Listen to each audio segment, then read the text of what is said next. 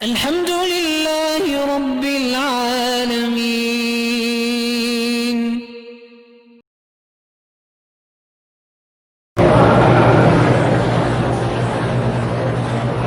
بہرحال گزارش یہ ہے کہ حضور پاک پہ جو جادو کا مسئلہ ہے وہ تو سیاہ ستہ کی حدیث ہے اللہ کے بندے. اب ہم حدیث رسول اللہ کا تو انکار نہیں کر سکتے. حضور پہ جادو ہوا بڑی تفصیل ہے. یہ تک ہے کہ پہلے لبید ابن العاصم کی دو لڑکیاں تھیں، انہوں نے جادو کیا، وہ کامیاب نہیں ہوئی. پھر لبید ابن العاصم یہودی نے خود جادو کیا تو کامیاب ہو گیا.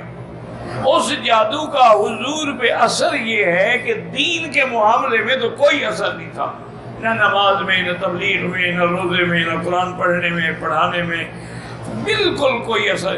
دنیاوی معاملے میں اثر تھا کہ حضور کو ایک دو بھوک نہیں لگتی تھی، کھانا رکھ دیا تو دو نوالے کھا لیے.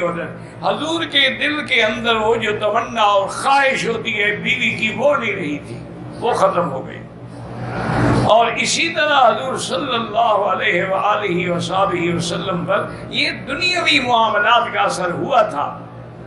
اب یہ ہے کہ حدیث پاک میں اور سیاہ ستہ کی حدیث ہے، اللہ کے بندے فلاں مولوی نے یوٹیوب پہ کہا ہے، فلاں مولوی کی کیا بات ہے؟ سیاہ ستہ نہیں پڑھا ہے اس نے کہ حضور صلی اللہ علیہ وسلم سو رہے تھے، آپ نے فرمایا کہ ایک آدمی میرے سرانے کی طرف اور ایک میرے پاؤں کی طرف کھڑا ہوا، اور پاؤں والے نے پوچھا کہ ما بہذا الرجل،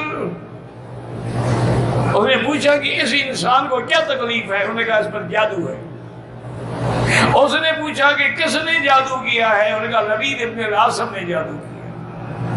انہوں نے کہا کس چیز میں جادو کیا ہے؟ اس نے کہا کنگھی ہے، کنگھی میں حضور کے بال مبارک ہے، اس میں سوئیاں ڈالی گئی ہیں.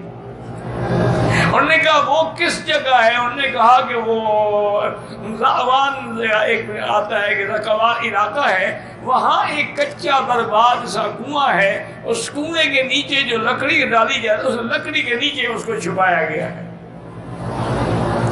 اب حضور بیدار ہو گئے، حضرت علی کو لے کے صحابہ کو لے کے حضور وہاں گئے، اور حضور نے پھر نقشہ کھینچا. فرمایا میں جب وہاں گیا تو وہاں کی کھجوریں ایسی تھی کہ انہم رؤوس الشیاطین، جیسے شیطانوں کے سر ہوں، بالکل بے ثمر.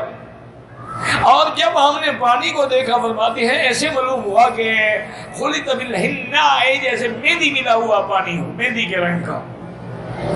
حضرت علی رضی اللہ عنہ کو حضور نے حکم دیا آپ کنویں میں اترے. انہوں نے جا کے تلاش کیا تو وہ جادو والی کنگھی جو تھی نکل آئی.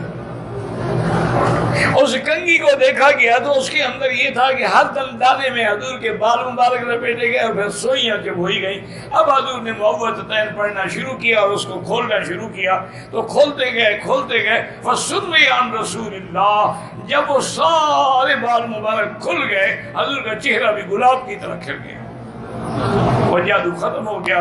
حضور واپس آئے، بی بی عائشہ نے کہا یا رسول اللہ اگر آپ لے آتے ہم بھی دیکھتے کہ اس بدبخت نے کیا کہ میں نہیں چاہتا تھا کہ فتنہ پیدا ہو، کیونکہ منافقوں نے کرایا ہے، صحابہ جوش میں آ کر ان کو قتل کر دیتے، اس لیے میں نے کہا اس فتنے کو دبا رہے. یہ تو سیاہ کی حدیث ہے. اب ایک مولوی نے کہا ہے تو اس کا میرے پاس کیا علاج ہے؟